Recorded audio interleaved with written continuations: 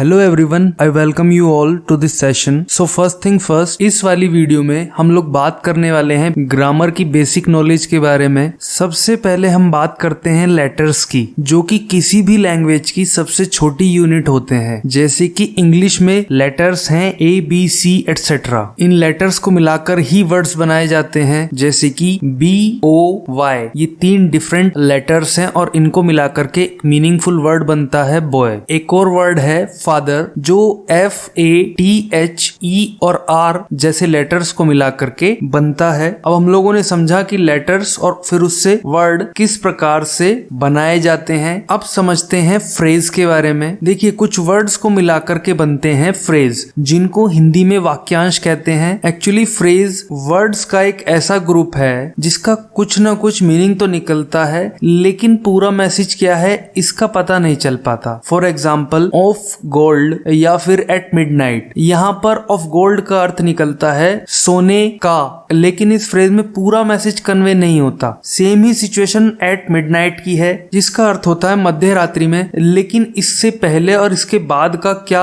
Scene है उसके बारे में कोई आइडिया इस फ्रेज से नहीं चल पाता। फ्रेज के बाद आता है क्लॉज, जिसको हिंदी में उपवाक्य कहते हैं। फ्रेज और क्लॉज दोनों ही एक सेंटेंस के पार्ट हो सकते हैं, लेकिन दोनों में फर्क इतना है कि फ्रेज में कोई फाइनाइट वर्ब नहीं होती, जबकि क्लोज में फाइनाइट वर्ब होती है। अब आप क्लोज और फ्रेज के बीच के डिफरेंस को समझने के लिए इन दोनों सेंटेंसेस को देखिए। पहला है I have a chain of gold, मेरे पास सोने की एक चैन है। और दूसरा सेंटेंस है I have a chain which is made of gold, मेरे पास एक चैन है जो सोने की बनी हुई है। ये वाले सेंटेंस में ऑफ गोल्ड फ्रेज है, जबकि दूसरे वाले सेंटेंस में which is made of gold एक क्लॉज है, क्योंकि सेंटेंस के इस पार्ट की अपनी एक फाइनाइट वर्ब है जो कि है मेड, जबकि I have a chain of gold में ऑफ गोल्ड की अपनी कोई वर्ब नहीं है, तो वो हुआ फ्रेज। अब तक हम लोगों ने देखा कि किस प्रकार से लेटर्स से वर्ड बनते हैं, वर्ड से फ्रेज बनते हैं, और फ्रेज और क्लोज में क्या क्या डिफरेंस है। अब फाइनली आता है सेंटेंस। सेंटेंस को कुछ इस तरीके से समझिए, sentence is a group of words या फिर वाक्य शब्दों का समूह है विच कन्वेज कंप्लीट मैसेज, जो कंप्लीट मैसेज या फिर जिसका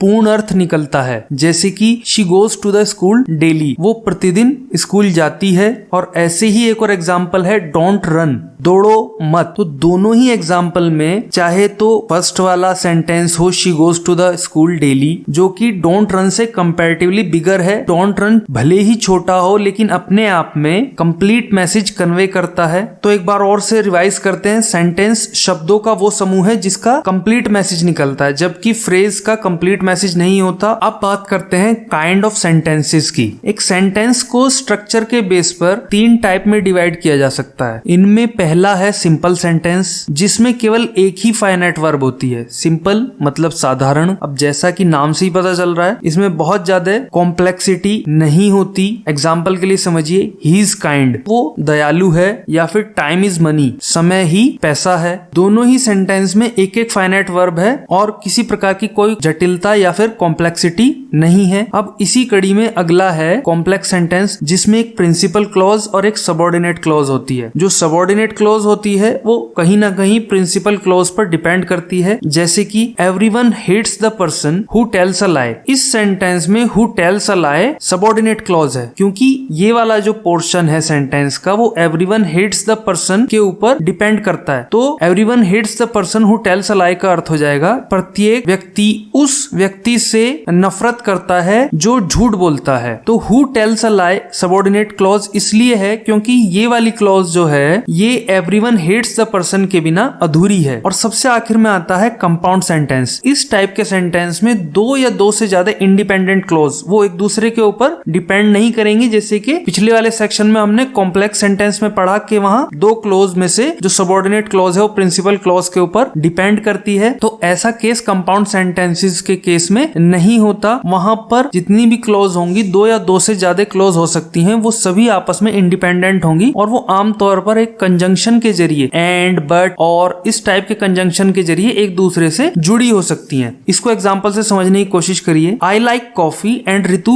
लाइक्स टी। मुझे कॉफी पसंद है और रितु को चाय। तो अगर हम आई लाइक कॉफी और रितु लाइक्स टी 2 अलग अलग क्लॉजेज हैं, इनको हम लोग अलग कर दें तो ये अपने आप में मीनिंग कन्वे करती हैं। तो अभी हम लोगों ने इनको एंड एक कंजंक्शन है उसकी सहायता से ऐड किया हुआ है, तब ये हो जाता है कंपाउंड सेंटेंस। अब चलते हैं आगे। वर्ड्स को सेंटेंस में कैसे यूज किया जाता है उसके बेस पे जो वर्ड्स हैं उनको 8 पार्ट्स में डिवाइड किया गया है, जो कि हैं noun, pronoun, adjective, adverb, preposition, conjunction and interjection. इन सब के बारे में हम लोग आने वाली वीडियोस में डिटेल में डिस्कस करेंगे। फिलहाल के लिए आगे बढ़ते हैं और बात करते हैं नॉन फाइनाइट्स की। अब नॉन फाइनाइट्स में जिरंड, पार्टिसिपल और इन्फिनेटिव को कवर किया जाता है। जिरंड, पार्टिसिपल और इन्फिनेटिव तीनों ही वर्ब से बनते हैं। जिरंड नाउन और वर्ब का काम करता है, पार्टिसिपल एडजेक्टिव तथा वर्ब का काम करता है, जबकि इन्फिनेटिव एडजेक्टिव, एडवर्ब और नाउन तीनों का काम करता है। अब बात करते हैं वर्ब की। वर्ब 2 टाइप की होती हैं, एक होती है ट्रांजिटिव वर्ब और दूसरी होती है इंट्रांजिटिव वर्ब। दोनों में फर्क केवल ऑब्जेक्ट का है। कैसे, आइए एग्जांपल की मदद से समझते हैं। The driver stopped the train, ये एक सेंटेंस है, और दूसरा सेंटेंस है द शिप सैंक। इस वाले एग्जांपल में ऑब्जेक्ट क्या है, द ट्रेन अवेलेबल है, जबकि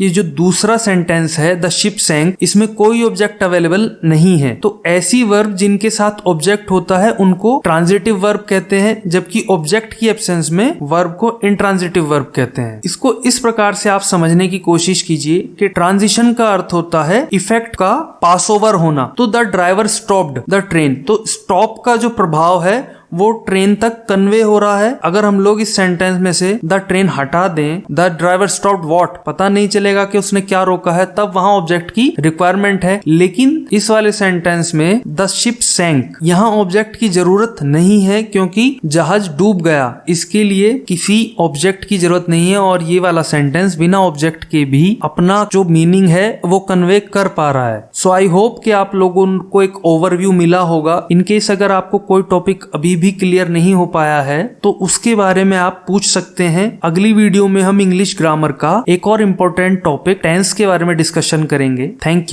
यू वेरी मच।